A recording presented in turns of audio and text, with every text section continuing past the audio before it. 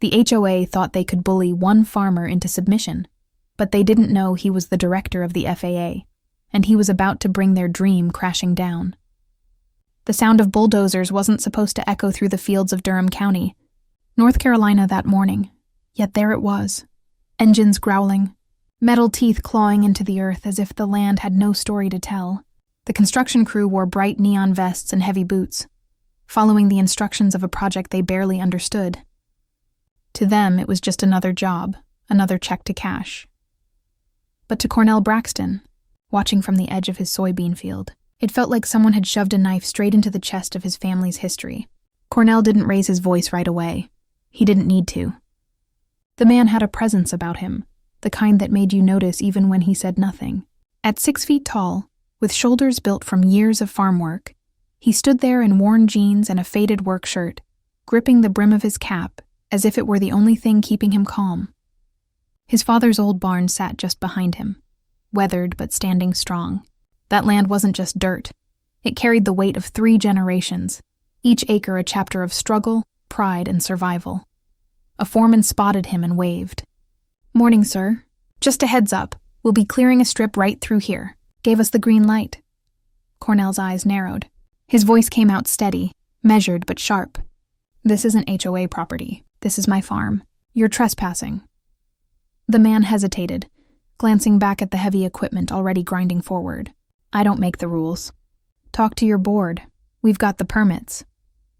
"Permits don't mean a thing if they're built on stolen ground," Cornell replied, his voice carrying over the roar of the machines. By then, his sister Rosalind, who lived in a small house near the southern fence line, had hurried over. She had flour dust on her apron, her hands still sticky from the bread dough she'd left on the counter. "Cornell, what on earth is happening?" "They think they can put a runway through Braxton land," he said flatly. Rosalind stared in disbelief, her jaw tightening as she turned toward the machines tearing into the soil. "They've lost their minds." The foreman shifted uncomfortably, lowering his voice as though trying to reason with Cornell. "Look, sir, I've got orders. If you've got a problem, take it up with the HOA president, Geraldine Kline. She signed off on this. I can't stop the work." Cornell took a long breath, forcing himself to stay calm. He didn't shout, didn't storm, didn't throw a fit. Instead, he walked past the foreman, straight toward the bulldozer operator, and raised his hand. The man in the cab looked confused until Cornell locked eyes with him. With nothing more than that look, the engine cut off. Silence swept across the field like a curtain dropping after a chaotic scene. "Not one more inch," Cornell said. The crew stood frozen, waiting for someone else to decide what came next. They were used to angry homeowners waving papers and shouting threats. They weren't used to a man who carried himself like Cornell Braxton. By then, a few neighbors had gathered near the property line, curiosity drawing them from their morning routines. Some whispered about the project, about how the HOA promised a private airstrip would elevate property values and attract the kind of neighbors Maplewood Lakes wanted. Others shifted uncomfortably, realizing exactly whose land was being cut apart. Rosalind tugged on her brother's sleeve. "Cornell, you need to handle this through the county. Don't give them a reason to twist this against you." "I'll handle it," he answered. His tone was calm, but his eyes burned with resolve. What none of the crew, none of the gawking neighbors, and not even his sister knew at that moment was the other life Cornell lived. Farming was his grounding, his roots, but during the week, he wasn't just tending crops. He was on planes to Washington, D.C., sitting in a federal office with decisions that shaped the very skies above the country.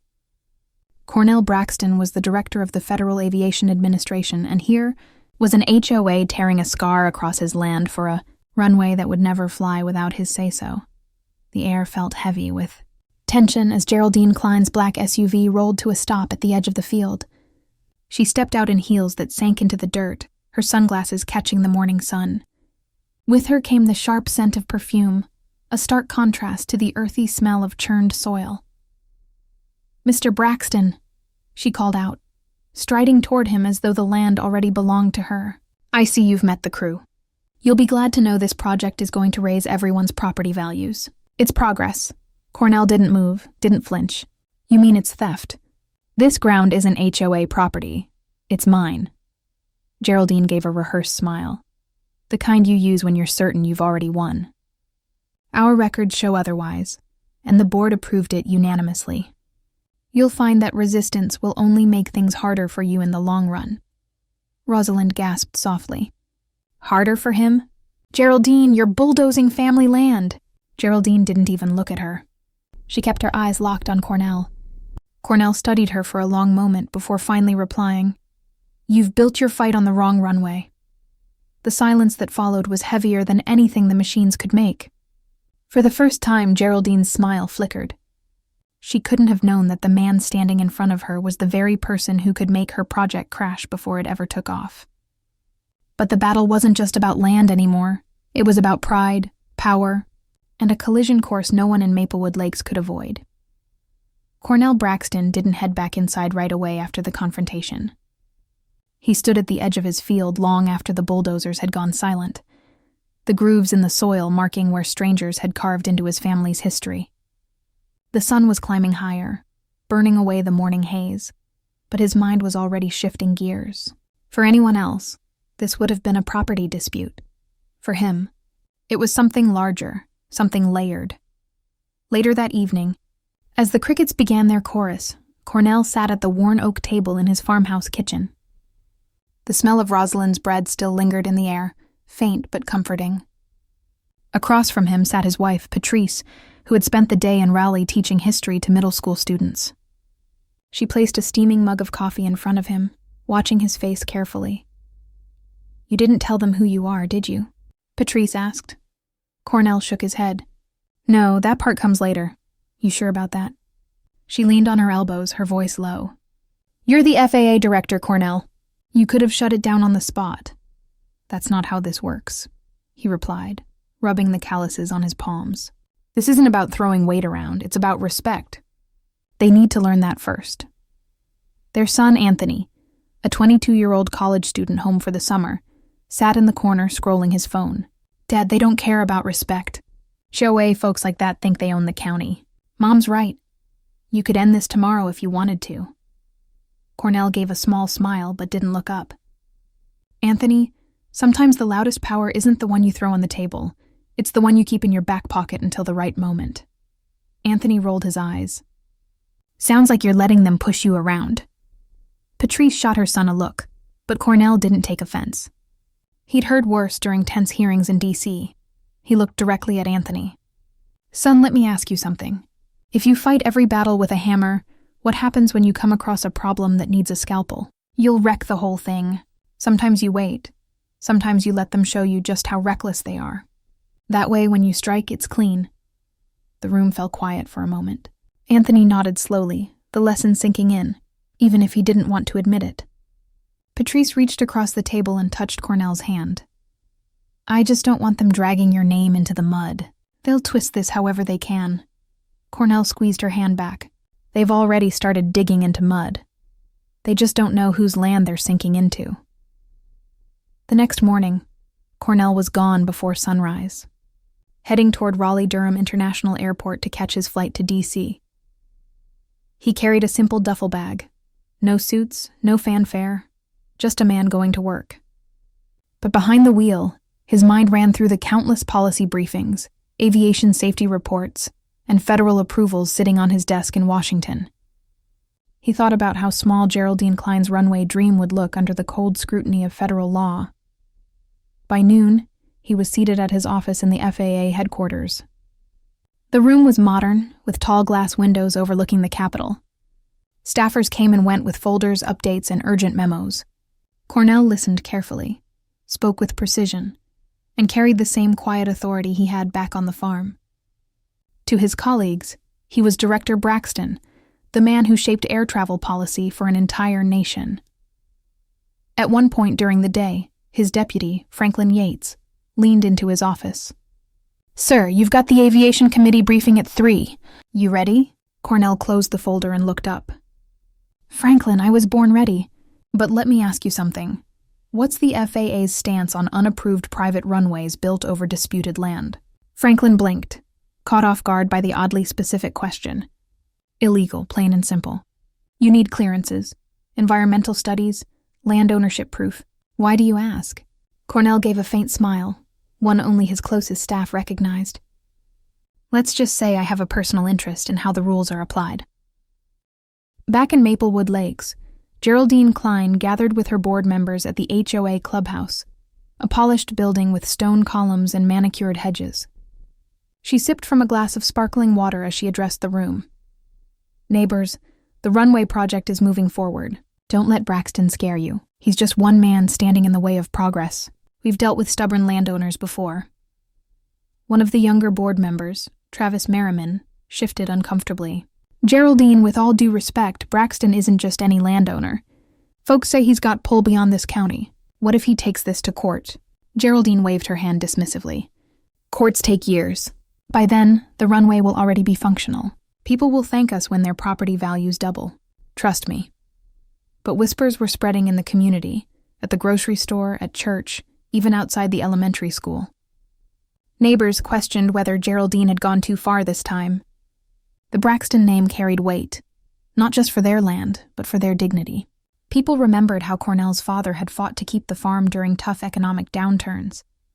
They remembered Rosalind teaching kids in Sunday school.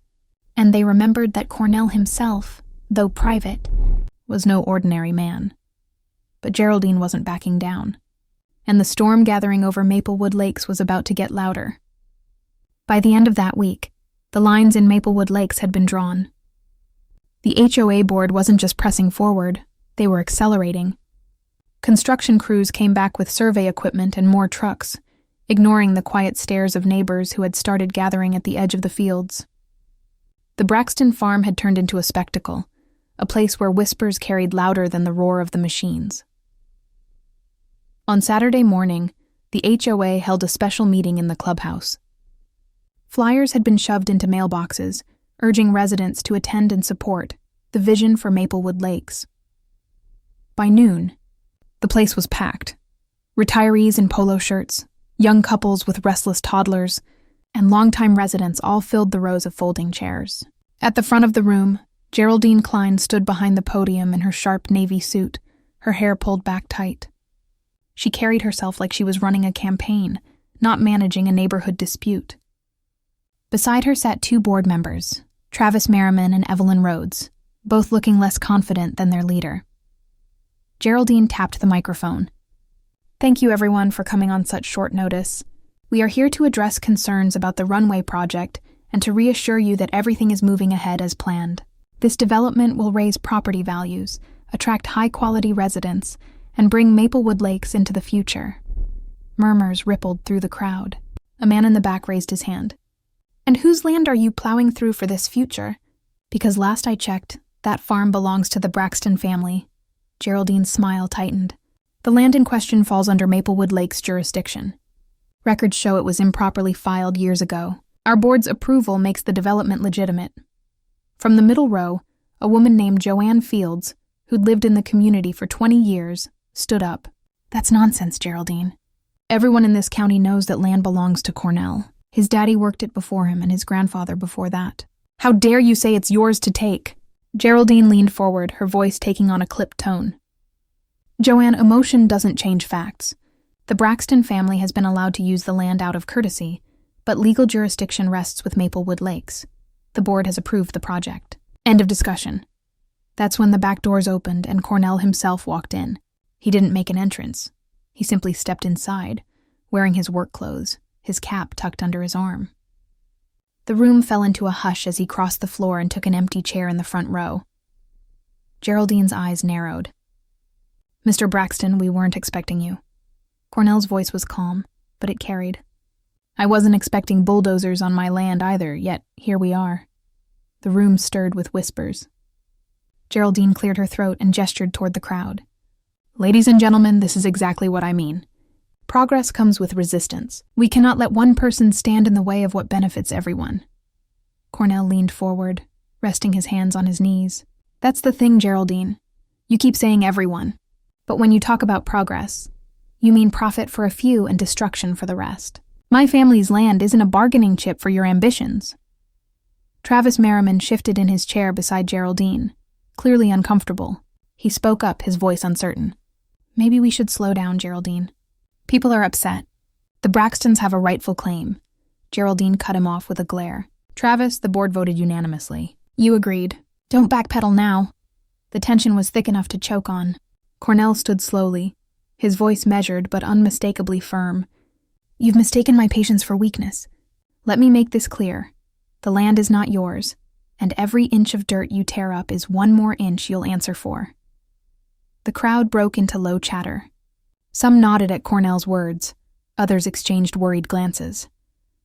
Families didn't move into Maplewood Lakes to end up in lawsuits, and the thought of being dragged into a federal mess made them uneasy. One older resident, Howard Greer, lifted his cane and pointed it toward the podium. Geraldine, you've gone too far this time. I've paid HOA dues for 20 years, and never once have I seen you run roughshod over a man's property like this. You're courting disaster. Geraldine tried to regain control. She raised her hands. Everyone, please. I understand the concerns, but this project has been thoroughly researched. The benefits outweigh the challenges. Cornell let out a short laugh. Not mocking, but sharp. You call trespassing challenges? You've built your dream runway on stolen ground and you think paperwork will protect you? But trust me, it won't fly. Gasps and murmurs filled the room. Geraldine's face flushed. Are you threatening the board, Mr. Braxton? Cornell didn't blink. No, I'm telling you a fact. There's a difference. The meeting dissolved into noise. Neighbors arguing, board members whispering to each other, and Geraldine pounding the gavel in a futile attempt to restore order. But the damage was done. The community had seen the lines drawn in plain sight, the HOA's arrogance on one side, and Cornell's quiet resolve on the other. But if Geraldine thought she could steamroll him into submission, she hadn't yet realized that Cornell's reach stretched far beyond the borders of Maplewood Lakes. The days following the HOA meeting were thick with tension. What should have been an ordinary week in Maplewood Lakes instead felt like a standoff. Neighbors avoided eye contact at the mailbox. Conversations hushed when someone from the board walked into the grocery store. And at the local diner off Highway 98, the Braxton farm was all anyone could talk about between sips of sweet tea and bites of fried catfish. Cornell kept his focus on the farm. He rose at dawn, worked the fields, checked the irrigation, and fixed what needed fixing. From the outside, nothing had changed. But Rosalind noticed the way his shoulders carried more weight, the way he stared a little longer at the horizon when the machines across the property line growled back to life. One afternoon, as he loaded hay bales onto a trailer, a neighbor pulled up in a dusty pickup. Wesley Grant, a mechanic who had lived 2 roads over for years. He stepped out and tipped his hat. Cornell, he called, voice low. Mind if I have a word? Cornell set the bale down and wiped his hands. Go ahead. Wesley looked around, as if making sure no one else could hear. I don't like what Geraldine's doing. None of us do. But folks are scared. She's been telling people if you fight this, you'll drag the whole neighborhood into lawsuits. Said property values will tank, banks will pull out. People believe her. Cornell studied him carefully. And what do you believe? I believe land is land. Yours is yours. Don't take a man's soil unless you're ready to answer for it. But I've got kids, Cornell. If this turns into lawyers and court fees, I can't afford to be caught in the middle. Cornell nodded slowly. I hear you. Nobody should have to pick between right and ruin. That's on her, not you. Wesley's jaw tightened. Just watch your back. Geraldine's not the type to back down. She'll double down. That evening, Geraldine did exactly that. She sent out a newsletter, glossy and well-worded, delivered to every household in Maplewood Lakes. It praised the benefits of the runway, promising economic growth, exclusivity, and a modern future for the community. The section about the Braxton farm was written in cold, legalistic language. The land in question is under Maplewood Lakes jurisdiction and has been misused for decades. Current occupants have no rightful claim. When Rosalind read the letter at her kitchen table, her hands trembled with rage. Misused? She shouted, slamming the paper down. Your daddy bled into that soil, Cornell. Misused. They wouldn't know hard work if it bit them. Cornell read the letter without flinching. His silence said more than any outburst could. He folded it neatly and set it aside. Patrice, who had just come in from school, looked between them. This is what they're doing, Cornell. They're controlling the story. If people believe their version, you'll look like the troublemaker. Cornell leaned back in his chair. That's why patience matters. Let them talk. Let them lie. Every move they make digs their hole deeper. Eventually, they'll bury themselves. But while Cornell was calm, not everyone shared his patience. At the next Sunday service at St. Mark's Church, the air was thick with whispers before the choir even sang the opening hymn. Afterward, in the parking lot, Geraldine approached a group of congregants with her polished smile. "We should pray for Mr. Braxton," she said sweetly, loud enough for Cornell's niece to overhear. Change is hard for some people, but progress doesn't wait for sentimentality. That remark spread like wildfire. By Monday morning, Cornell was hearing secondhand how Geraldine had painted him as stubborn, outdated, and selfish. Worse yet, the board filed paperwork at the county registrar's office, attempting to formalize their claim over the disputed acres. The registrar, an older clerk named Edna Wilcox, called Cornell personally. "Mr. Braxton, I can't stop them from filing, but I thought you should know. They're trying to push this through fast." "Thank you, Edna," Cornell said. "I'll handle it." That night, Cornell sat on the porch with Patrice, the cicadas droning in the background. He spoke quietly, almost to himself. "They think this is about land. They don't realize it's about legacy. They think paperwork wins. They don't realize the law runs deeper than any HOA vote." Patrice touched his arm. "Then show them. Don't wait too long." Cornell's eyes stayed fixed on the dark silhouette of his fields. Timing is everything, and Geraldine hasn't yet learned who she's really dealing with. The next morning, heavy machinery rolled closer to the Braxton property line. Crews staked markers, preparing to cut a permanent scar into the earth. Neighbors watched from porches and driveways, torn between fear of Geraldine's power and quiet sympathy for Cornell. But the moment was coming when silence wouldn't be enough, and Cornell knew he would have to draw a line so sharp that no one in Maplewood Lakes could ignore it. By Tuesday morning, the rumble of engines grew louder. Construction crews moved closer to the Braxton property, pounding fresh stakes into the soil like a warning shot. Cornell had said little since the HOA meeting, but his silence wasn't weakness, it was calculation. And now he was ready. As the sun climbed, Rosalind stormed into the yard, waving another letter from the HOA. "Cornell, they're threatening fines now. Can you believe that? Fines for obstructing their project, on your own land." Cornell took the paper, read it slowly and folded it in half. "Then it's time they hear me plain." He called Franklin Yates from his DC office, his tone calm but deliberate. "Franklin, I may need documentation from the FAA, guidelines on private airstrips, approvals, permits, everything they'd never think twice about." Franklin hesitated. "Cornell, is this personal?" "It's legal," Cornell said, "and it's about to get public." By late afternoon, word spread that Cornell had requested to attend the next HOA board session. Not as a bystander this time, but to speak formally on the record.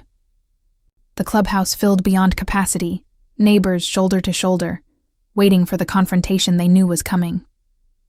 Inside, Geraldine sat at the head of the long table, flanked by board members.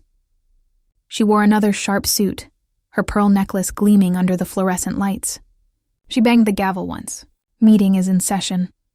Cornell stood from the audience and walked to the front. No notes, no papers, just his presence. He faced Geraldine directly. "You've trespassed on my family's farm. You've sent crews onto land that doesn't belong to you, and now you've threatened fines. Let me make myself clear. That land is legally mine, documented and recorded. Your claim is false." Geraldine smiled thinly. "Mr. Braxton, we've reviewed the records. The land was absorbed into Maplewood Lakes' jurisdiction years ago. Our decision stands." Cornell leaned forward, his voice steady, his words echoing in the packed room. "You keep talking about records. Then maybe you should know who keeps the records that matter. I'm Cornell Braxton, Director of the Federal Aviation Administration. And I'm telling you now, no runway gets built in this country without my signature. Certainly not on stolen land." Gasps rippled through the crowd. Neighbors turned to one another, whispering. Travis Merriman shifted uncomfortably in his chair, looking at Geraldine as though waiting for her next move. Geraldine froze for the briefest second, then recovered with a strained laugh. "That's quite a claim, Mr. Braxton. Surely you wouldn't use your federal position to interfere in a community project?" Cornell didn't flinch. Interfere? No. Enforce? Absolutely. You can dream about your runway all you want, Geraldine, but without FAA approval, your strip of asphalt will be nothing more than an illegal hazard. And the penalties for operating without clearance are not something you're prepared to handle. The room buzzed with anxious energy. Joan Fields stood from the audience, her voice ringing out. You see, Geraldine? You've been bullying everyone into thinking you had the power, but you don't. You picked a fight with the wrong man. Howard Greer tapped his cane against the floor. I told you this would backfire. You can't steal a man's land and expect him to roll over. Geraldine's face flushed, but she forced a smile. Neighbors, don't be swayed by theatrics. This is about progress. Cornell straightened. No, this is about arrogance. You thought the rules didn't apply to you, but rules apply to everyone, whether you're a farmer, a neighbor, or a board president. And Geraldine, you've crossed the line. The silence that followed was thick, broken only by the shifting of feet and the occasional cough. Even board member Evelyn Rhodes leaned forward, whispering urgently to Geraldine. We need to reconsider. This isn't worth it. But Geraldine wasn't ready to surrender. Her pride held her in place. We'll consult legal counsel, she said stiffly. This matter isn't finished. Cornell nodded once. Then I'll see you in court, and in Washington. With that, he turned and walked out, his shoulders broad and unshaken. The crowd parted as he passed, some patting his arm in quiet solidarity, others simply staring in awe. Outside, Rosalind hurried to his side. Cornell, you just put the fear of God in that woman. Cornell allowed himself the faintest smile. Sometimes the truth does the work for you. Still, Patrice's words from earlier echoed in his mind. This wasn't over. Geraldine wouldn't back down easily, and if she doubled down, the fight could drag the whole neighborhood through the mud. But Cornell had drawn his line, and now it was Geraldine's move. One that could decide whether Maplewood Lakes descended into chaos or finally faced accountability. The fallout from Cornell's revelation spread through Maplewood Lakes like wildfire. By Wednesday morning, every porch, every front yard conversation, and every text thread in the neighborhood revolved around one question. What happens now? For families who had moved into the community chasing stability, the sudden storm was suffocating. Property values, lawsuits, federal oversight. These weren't the things they'd signed up for when they bought into a tidy subdivision with a pond and a clubhouse. And yet here they were, caught between a determined landowner and an HOA president whose pride seemed more important than compromise. At the corner lot, Angela Rowe, a single mother raising 2 kids, vented to her neighbor. I don't care about no runway. I barely make my mortgage as it is. Geraldine's talking about lawyers, and lawyers mean money. Who do you think is going to pay for it, us? Her neighbor, Clint Peterson, shook his head. She's playing with fire. Cornell's got the law and the FAA on his side. She's dragging us into a fight we can't win. Inside the clubhouse, Geraldine held a private strategy session with the board. The blinds were closed, the air heavy with tension. Travis Merriman spoke first, his voice uneasy. Geraldine, you heard him? He's the FAA director. He doesn't just have influence. He has authority. If he says no runway, there is no runway. Period. Geraldine's jaw tightened. Travis, you think I'm afraid of titles? He's bluffing. He won't risk using federal power for personal matters. We keep going. Evelyn Rhodes leaned forward, folding her hands tightly. But what about the neighbors? They're turning against us. I've gotten 6 emails today alone demanding we halt the project. People are scared, Geraldine snapped, her voice sharp. Fear is temporary. Progress is permanent. Once the runway is finished, they'll thank us. But outside those closed doors, the community's patience was thinning. That evening, several families gathered on the Braxton property to speak directly with Cornell. They weren't there to fan the flames. They were there to find clarity. Angela Rowe was the first to step forward. Mr. Braxton, we don't want no trouble, but this mess is getting bigger every day. What happens to us if this goes to court? Cornell set aside the tools he'd been using to repair a fence post and gave her his full attention. His voice was steady, not rehearsed. Angela, you didn't start this fight. Neither did your neighbors. Geraldine forced it by crossing a line. I'm not here to hurt you or anyone else. I'm here to protect what's mine. And the truth is, the law is on my side. If it goes to court, she'll lose, not you." Wesley Grant chimed in, scratching his beard. "But she's making it sound like we're all liable, like the HOA can bleed us for legal fees." Cornell nodded. "That's her tactic, scare people into silence. But HOA boards aren't above the law. She doesn't have the authority to drag this whole community into bankruptcy over her vanity project. And if she tries, she'll answer for that too." The group murmured among themselves, some visibly relieved, others still anxious. A teenager standing beside his father spoke up timidly. "Mr. Braxton, why don't you just use your job to stop her now? Wouldn't that be faster?" Cornell crouched slightly, meeting the boy's eyes. "Because, son, power isn't meant to be abused. If I swing my authority like a hammer every time I'm angry, I'm no better than the ones who take what isn't theirs. Sometimes the lesson has to come the hard way. It lasts longer that way." The boy nodded, his father patting his shoulder. As the families left, Patrice joined Cornell by the fence. "You gave them calm. That's what they needed," Cornell exhaled. "They deserve calm." "But Geraldine won't stop. She'll keep pushing until she breaks something." He was right. The very next day, Geraldine escalated again. She sent out a letter declaring that anyone supporting Cornell was obstructing community progress, and warned that non-compliance with HOA directives could result in fines or legal action. The language was threatening, designed to divide neighbor against neighbor. It backfired. At the local diner that evening, groups of residents openly criticized the board's tactics. Joanne Field slammed the letter on the counter. "Who does she think she is? I didn't move here to bankroll her pet project. If she thinks she can bully the Braxtons and scare the rest of us, she's lost her grip." Even Travis, once Geraldine's ally, was seen outside the clubhouse, talking quietly with Evelyn. "We're losing the neighborhood." He muttered, "She's going too far. People don't trust us anymore." The once pristine image of Maplewood Lakes was cracking. Lawn parties turned into whispered strategy sessions. Sunday greetings turned into tense silences. The HOA, once the face of order, was now the cause of chaos. And through it all, Cornell stayed steady, letting Geraldine's arrogance do the damage for him. But storms don't build forever without breaking, and Cornell knew the breaking point was coming soon. When it hit, no one in Maplewood Lakes would come out untouched.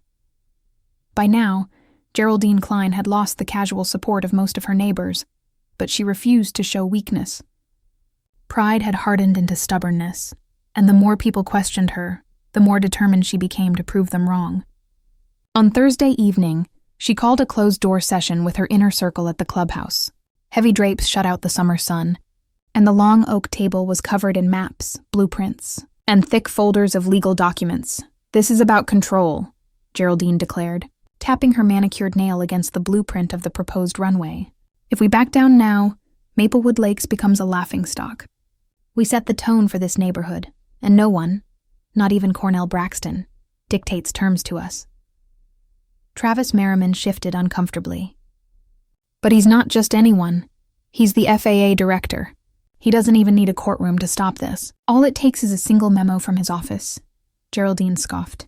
"He wouldn't dare. That would be abuse of power, and he knows it. He's bluffing. He's trying to scare us into retreat." Evelyn Rhodes spoke up quietly. "What if he's not bluffing? What if he's just waiting for us to overreach? The neighbors are already turning against us. You're giving him ammunition." Geraldine leaned back, her pearl necklace catching the light. "Then let him come. If he wants a fight, he'll get one. I won't be remembered as the president who caved to intimidation."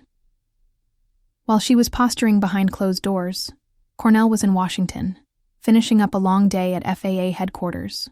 He sat at his desk overlooking the Capitol, a stack of reports in front of him.